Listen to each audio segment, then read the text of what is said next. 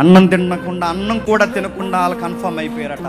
ఈ మనిషిని ఏదో ఒకటి చేసే వరకు అన్నం కూడా ముట్టకూడదని నిర్ణయాలు తీసుకుని ఒక టీమే పనిచేస్తుందంట పౌలు కోసం. నాకు అనిపిస్తుందండి, గొప్ప సేవ జరుగుతుందంట అని గుర్తని చెప్పిన. అపోజిషన్ కూడా అంత గట్టిగా ఉన్నప్పుడే బాగుంటుంది సేవ.